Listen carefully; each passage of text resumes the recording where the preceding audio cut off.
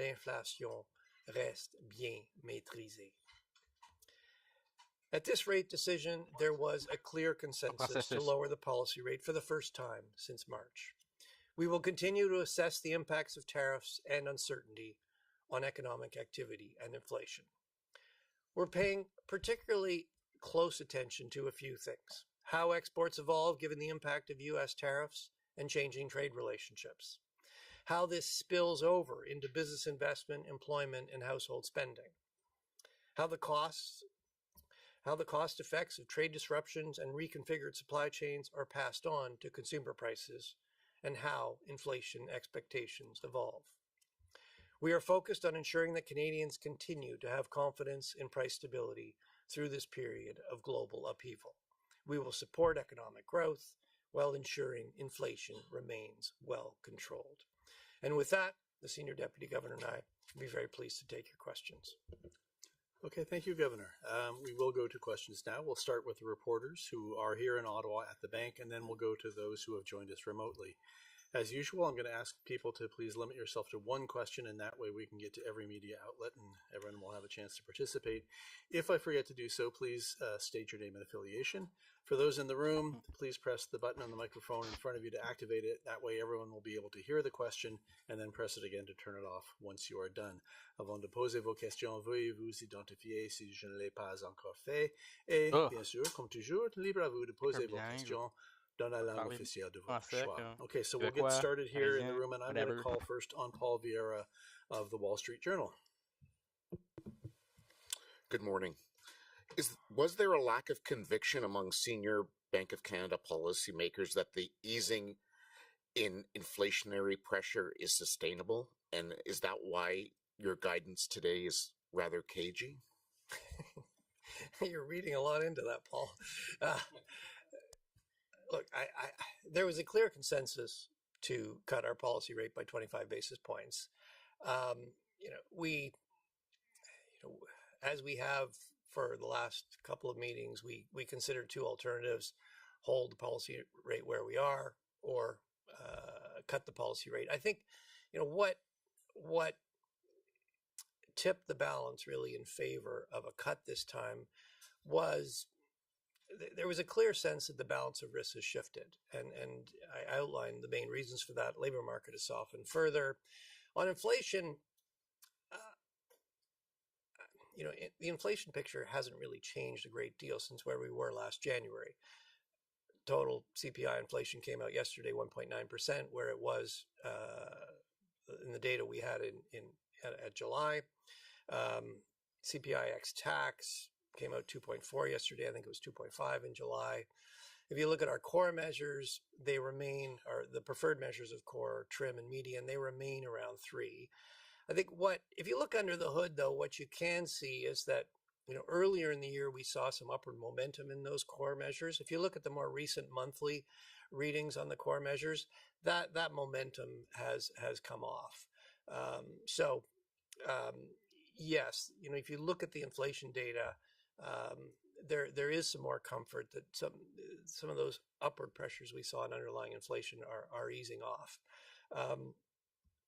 There's still some mixed signals there, and I indicated, we know tariffs are disrupting trade. We know businesses are looking for new suppliers. They're looking for new markets. That is bringing new costs. So, we're going to be watching those costs carefully and how those get passed through. So, I think, the guidance really is we're not as forward looking. We're not being as forward looking as normal, and we're paying close attention to the risks and uncertainties. We demonstrated today, if those shifts, we're prepared to take action. All right, I'll ask Kevin Carmichael from The Logic next, please. Good morning. Also missing from the communication today, besides any explicit guidance, is any mention of fiscal policy. There's clearly a lot coming down the track. Could you elaborate on how you're thinking about it? Surely it must have come up at the meetings or the deliberations over the past week. So, on fiscal policy, there have been a number of announcements of targeted support to the most affected, to the directly affected sectors, the sectors that are facing new tariffs. There have also more recently been announcements on some big projects. From our perspective, what we will, as those plans become more concrete, we will be assessing their macroeconomic impact. Yesterday, the Minister of Finance announced the budget will be tabled on November 4th. We'll certainly be looking at that closely. I mean, from our macro perspective, it's less about individual measures and more about how everything fits together, what the overall macro impact is. And certainly once we have the budget, we will be assessing the implications of the government's plans on the economic outlook, what that means for growth, for inflation, and ultimately for what we need to do with interest rates.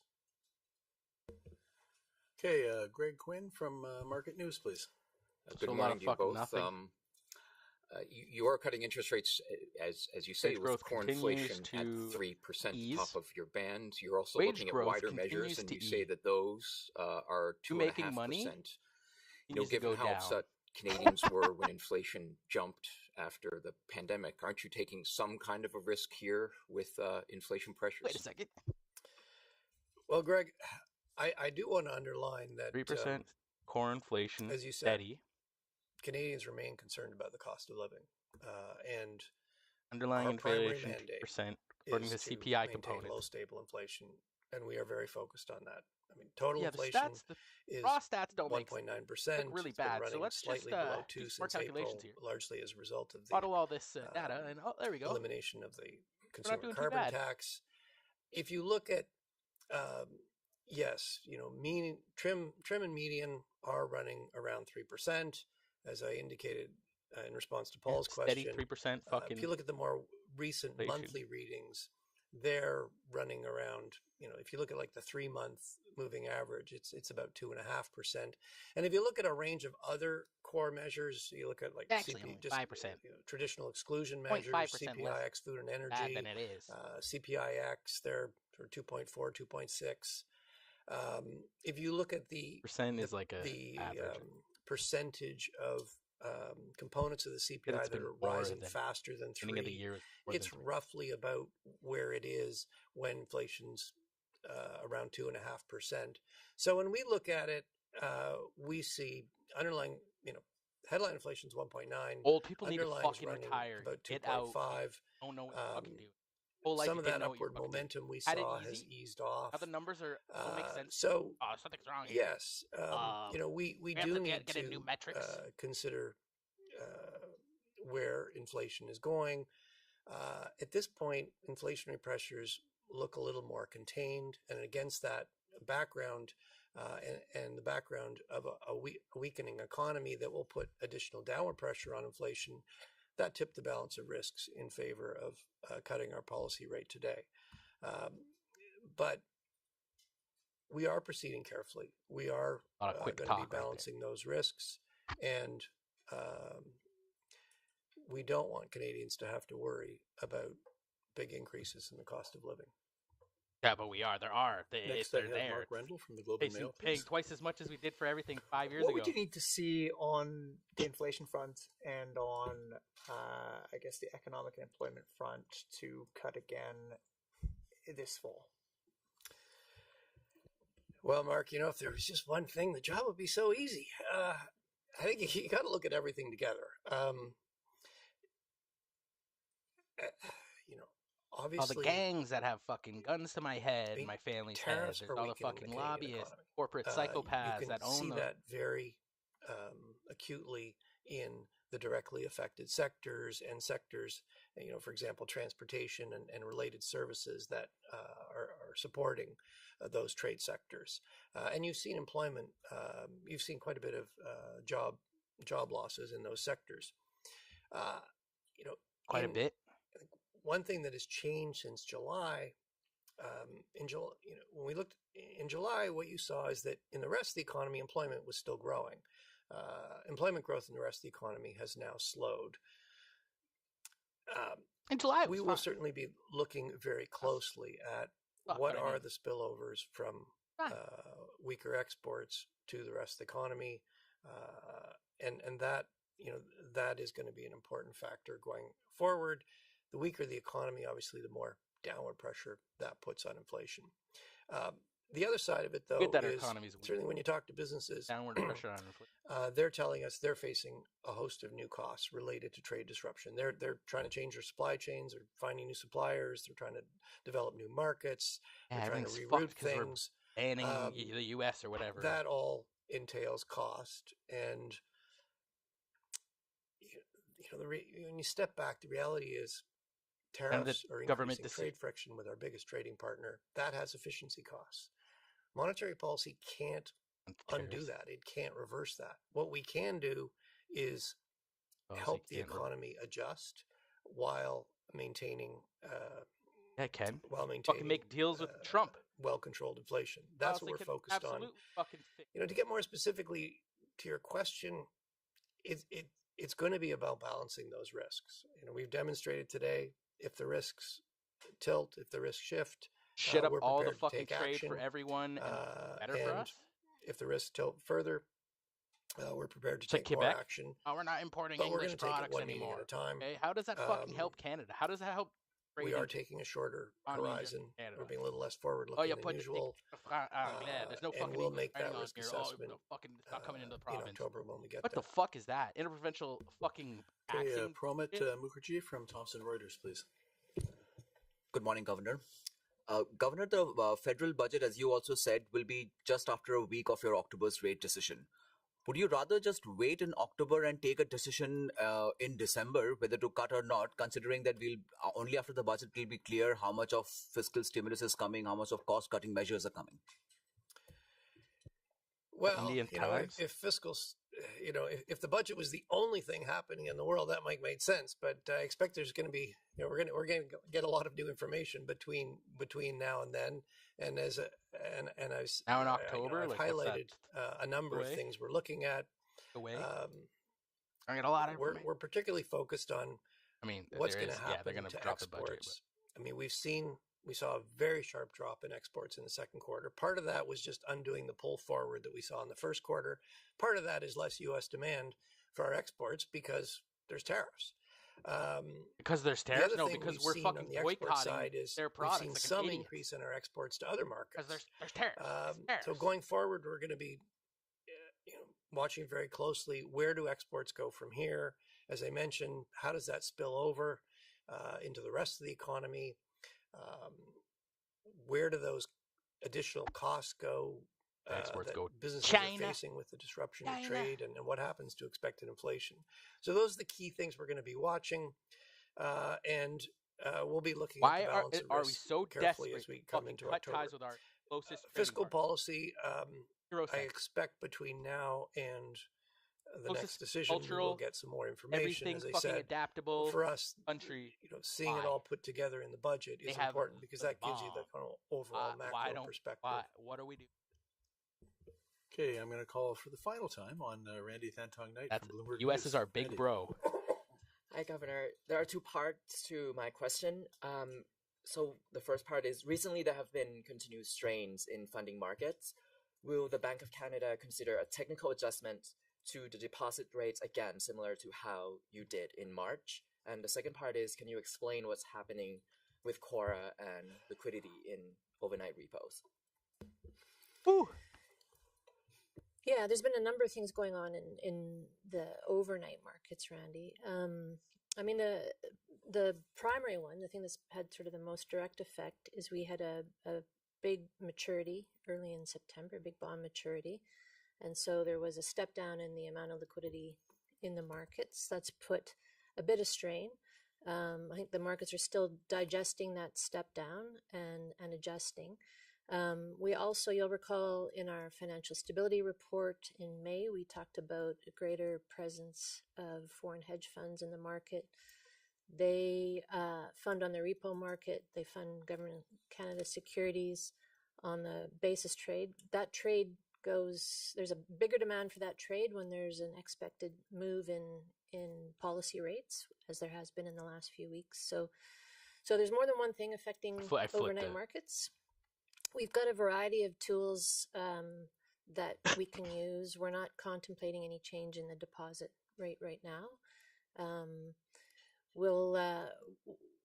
Our plan, I think I answered this question last time, our plan to normalize our balance sheet is still on track. It's the same as we've shared consistently all along. We do expect some of this turbulence as we get down to our steady state settlement balances, but we've got a variety of tools we can use before looking at the deposit rate. Steady state settlement balance. All right, next I'm going to call on Jordan Gowling from the Financial Post, please. Hi, Governor. Where are we in terms of cost increases brought on by trade disruption? Are Canadian businesses still holding on to those costs or passing them on? And how much of a concern is that for policymakers when we're talking about the risks to the inflation outlook? Well, I'll answer that in two parts. I mean, the first part, what we've actually seen in the data that we have. So what we've seen in the data that we have is, as I mentioned, air conditioning and bullshitting people all day. Inflation hasn't changed much since where we were in July. If you look under the hood, the monthly data suggests some of the pressures on corn, upward pressures that you see in corn inflation in particular, have eased off. With respect to Canada's counter tariffs, you have to look pretty hard, but you can see some effects of those counter tariffs on the prices of some goods. You see it mostly more clearly in food. Food's perishable, so it gets passed on fairly quickly. Canada has now dropped most of those counter tariffs. So, going forward, what that means is, you'd expect those prices to come back down. I think, from our perspective, from a monetary policy perspective, I guess what I would underline is that, the effects of counter tariffs, the direct effect is a once-off increase in the prices of those goods. That'll show up as higher inflation temporarily, but to the extent that it's just a once-off level increase, the impact on inflation would be temporary. So we would tend to look through that. Be temporary. But I'm not going to say everything's going to go down, but is that it's going to be temporary. A temporary increase, probably going to go down. The increase in those prices has knock-on effects to other prices, and then it starts to look like ongoing inflation. I mean, from our perspective now, the fact that the direct effect of the counter tariffs has been removed, that takes away the tariffs make it go up or make it go down. Effect, so there won't be a second round effect. So from our perspective, looking forward, it's going to go down. That has taken off some of the upside risk to future inflation, and that was one of the things picking up the risk. We're tilted the risk picking the today future in risks favor of off cutting by the interest rate. Fucking up our current present.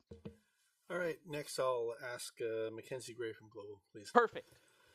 Hi there. Further to the that counter tariff conversation, can you outline how large a factor that was in the rate cut today? And as well, there still are some counter tariffs and things like steel products. Do you view that as a potential inflation risk? Tariffs make everything expensive, but we hope that it's going to make it less expensive. I want to underline that, we're looking both at the inflation data we have and the future.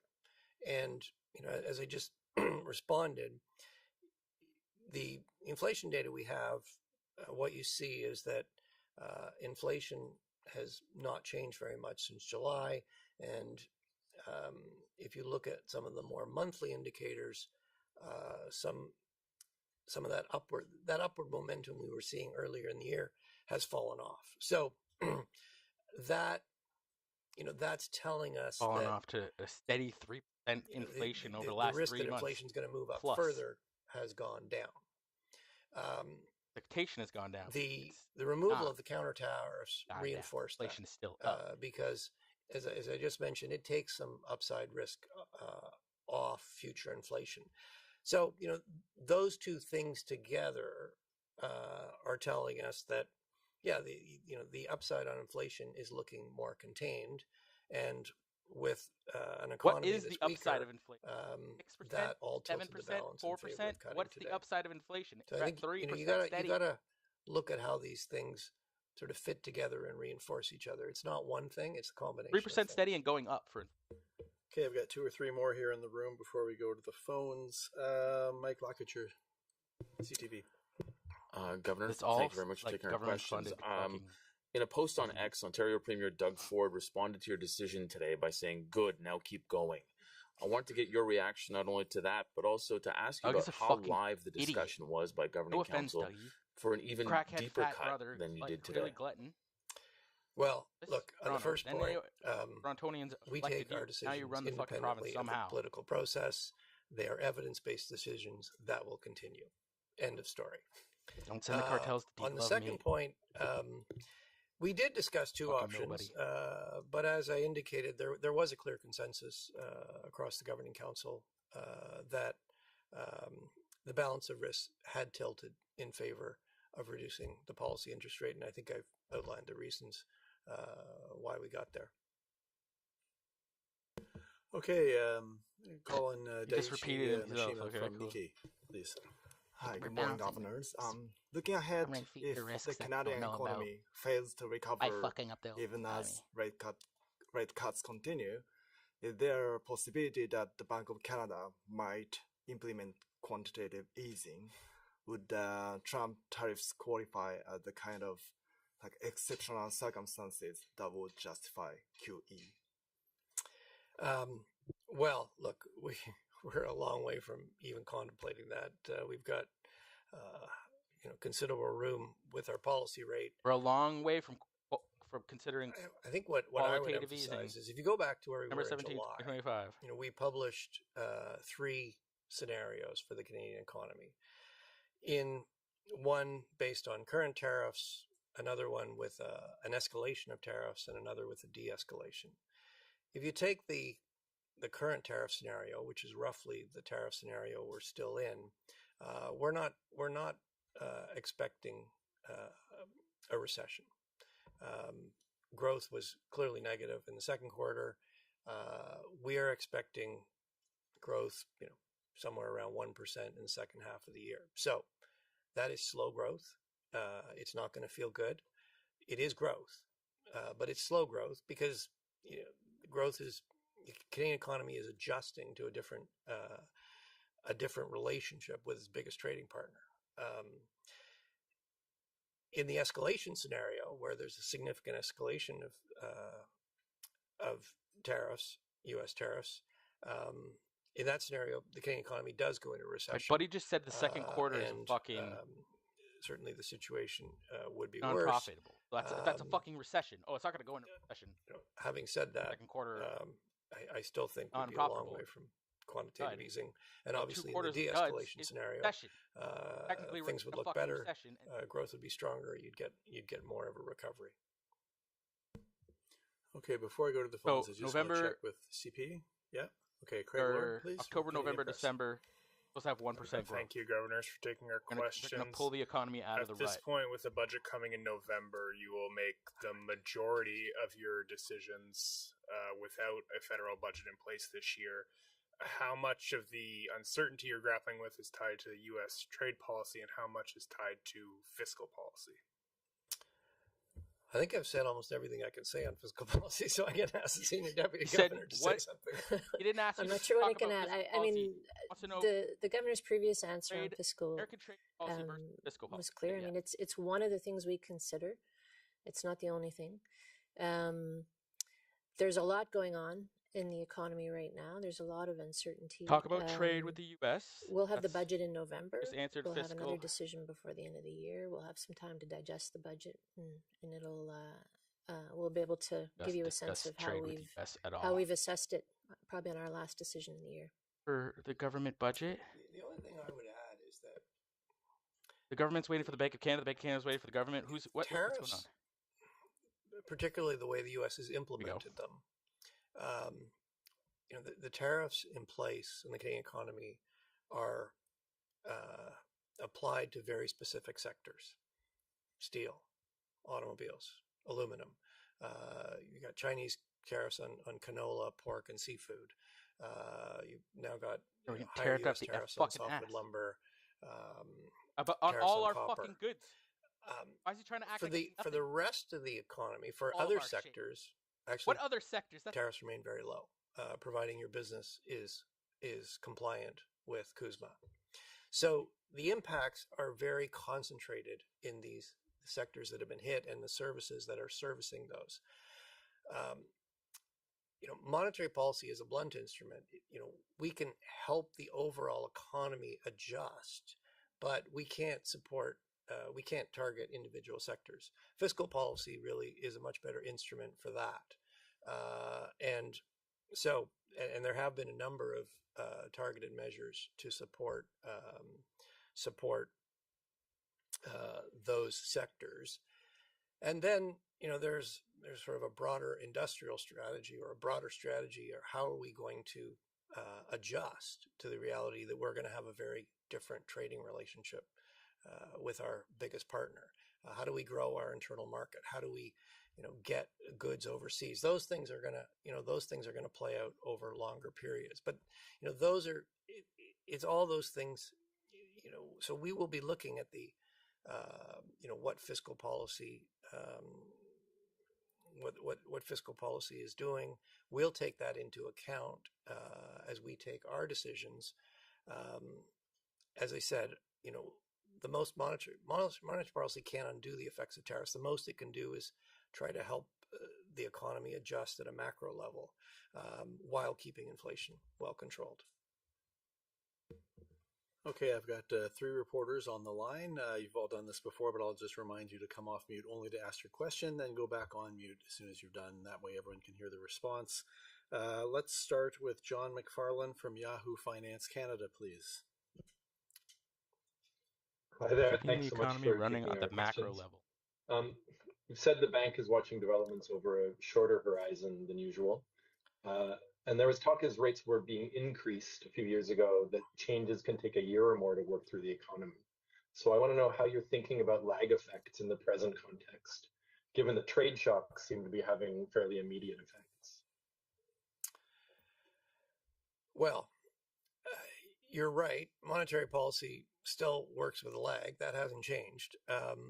So, yes, we do need to factor that in. I mean, the lagged effects of the cuts we've done over the last year, those we have a pretty good handle on. There's, as Milton Friedman famously said, there's long and variable lag. So, there's always some uncertainty. But, before we got hit with tariffs, we could see lower interest rates. We're feeding through the economy. Growth was picking up. The unemployment rate was ticking down. Was it though? Then all those numbers were wrong. We're hit with a series of tariff threats, tariff reversals. Tariffs don't blame the fudge. We've seen the consequences numbers. of that. I will stress that yes, we're being, we have shortened our horizon. But that makes sense. Not to the extent where we're in a situation of greater 1,000 job losses. Fucking.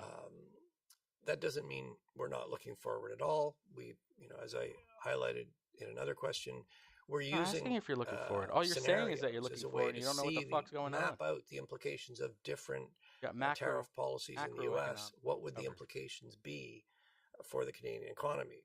So we're using the scenarios to map out what different futures could look like, and those have been very helpful in our decision making because we're trying to take decisions that would be robust to more than one outcome. Looking forward, we have seen more stability in U.S. tariffs since July. Such generalities. In that sense, decisions that would have at least robust, some of that'll the have more than one outcome. Kind of general tariff uncertainty has declined. As I mentioned, outside of the affected sectors, tariffs remain low. If that stability remains, I expect we will be able to get back to a base case projection in October. Outside of the affected sectors, certainly something could happen to throw us off that plan. But let's hope sectors that are being tariffed, this stability continues, and are being affected by there's there's enough predictability that we can revert back to a baseline forecast. But everything else is getting fucked. next steel, I've got, wood, from vegetable oil, multiple countries tariffing us. Good morning. History has shown that inflation can significantly exceed the 2% target for a while, despite slowing growth. Are there any foreseeable current or upcoming factors that could potentially boost the risk of at least modest stagflation? And if so, what are they and how much of a threat are they?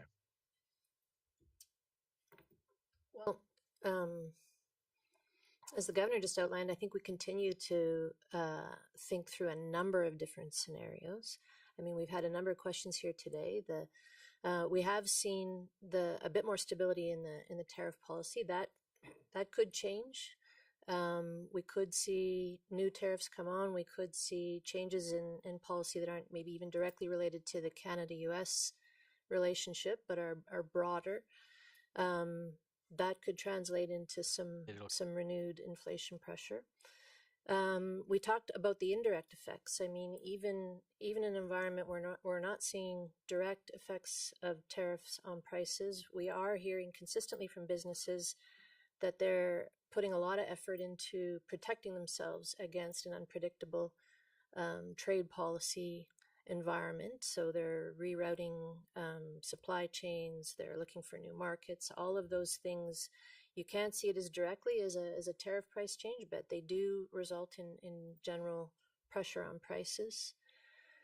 Everybody, it's more expensive to do everything when everything's more expensive. Yep. So there's a number of risks out there, which is exactly why we're being cautious. We're shortening the horizon that we look over when we make our decisions, and making use of alternatives like scenarios and stuff to think through how these different outcomes could affect both inflation and growth.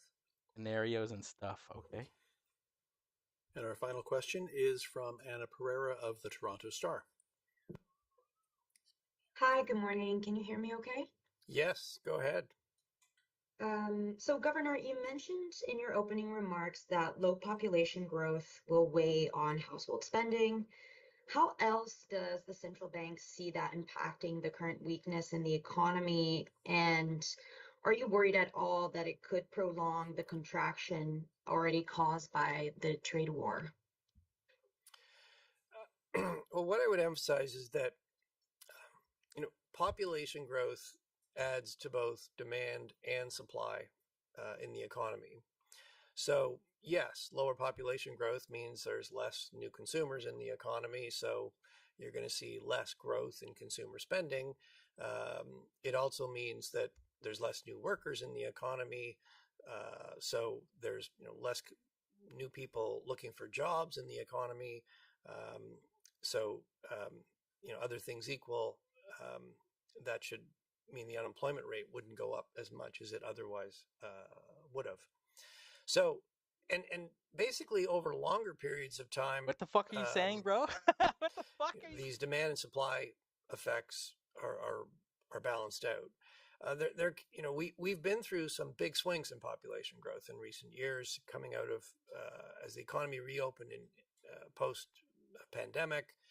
There was a big surge in population growth in Canada, and what did that do? Well, yes, it added. The labor market was overheated. It population added growth workers. Implies it also put more pressure on the local housing population market, is boosted consumption. Having we're now seeing the other side of that. I think from our perspective, the message is not bandaging shit with imports. Historically, population growth has evolved pretty smoothly. And so we have sort of certain rules of thumb about, what potential growth can be, how many new workers you would expect to be added to the labor market every month.